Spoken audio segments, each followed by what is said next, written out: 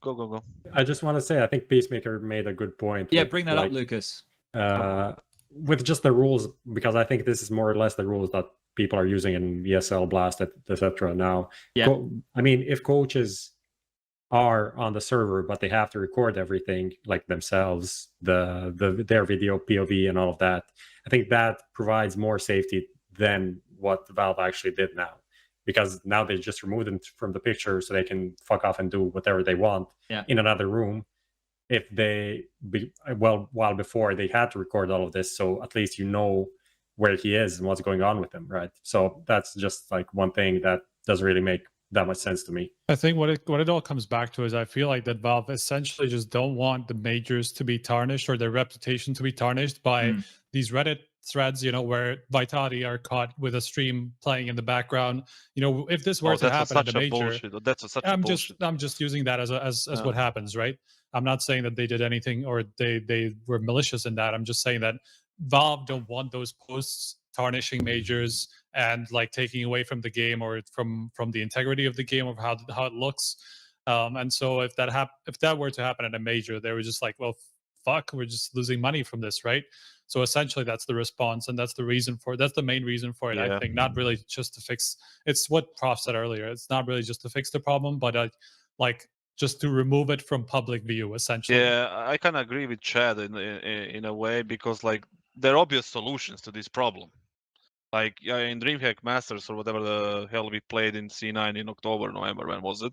You could have like they kind of monitored your PC and everything you did. You need to record the POV and upload it to their drive and stuff like that. So there's like measures to prevent all this bullshit. And like tournament organizers that are organizing the RMR events can have the same measures being taken during the matches, right? So they can avoid all this crap with coach bug and stuff.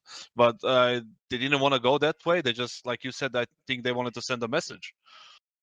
I think that the other problem that we were talking about, right? Like we have this Peacemaker stuff on screen. I'll read it for the audio listeners. So Peacemaker has made a tweet only a couple minutes ago, really. He says, coaches are obligated to share/record their PC's POVs plus live camera during games plus voice comes through Discord. Yeah. Coaches aren't allowed to talk during the online games, only on tag timeouts as before, while there's an admin listening to everything. How do you cheat in this way? He goes on to say, isn't this a lot better than the rules that were enforced by Valve? That way, it also doesn't limit our jobs or punish innocents in a way, then do a case-by-case punishment to the more blatant cases of people who actually affected the integrity of the game. So I believe that the latter part of that they've done with the demerit point sanctions, which is to do with E6. So certain coaches are banned for 5 majors, certain are banned for all majors, certain are banned for 1, 2, whatever, right? Like the coaches who fucked up, they're definitely getting punished at a Valve level and an E6 level.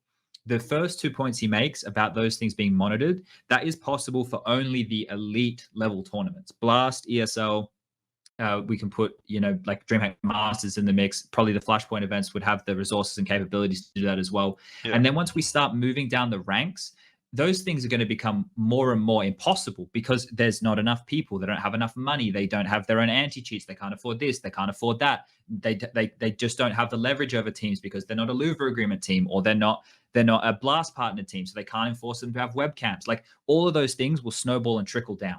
So it's like, let's say that Valve had smaller TOs run some of their RMR events this year, which they have done in the past, right? They've had one team TOs who don't always run events, do their RMR events. And on at least the tier 1 scale, maybe it's not possible to expect them to have these level of barriers that we're talking about. Surely it's possible to actually not have the bugged game. Yes, and that's the other side of the conversation. Like that's where we hit the next point, right? Is if Valve just fixed these problems, then we wouldn't have them in the first place. So it's like you can go to the extremes on either side, right? Obviously, they should do a better job at fixing these problems. Obviously, we need a better way of communicating with them to have these problems fixed. But at the same time, we need to work out what we're dealing with right now and the ways that we can make those best decisions. So Valve have obviously gone, this is what we're dealing with right now. We just had a shitload of negative press over Reddit for a couple of days with all of this Vitality shit and all these lynch mobs coming out looking for more. Dude, they were going through like old Vitality matches and going, look, the TV was on in the background. He's in this match and this match. And it's like, that was ridiculous. Guys, what are we doing? Yeah, and all of that negative press probably helped with this thing that just happened. No joke. I don't say that lightly. All of this negative press that has been around this shit has directly impacted what Valve have come out and said last Oh, time. yeah. I 100% agree. Definitely. I So- agree. Yeah, Go. it's fucked. Yeah.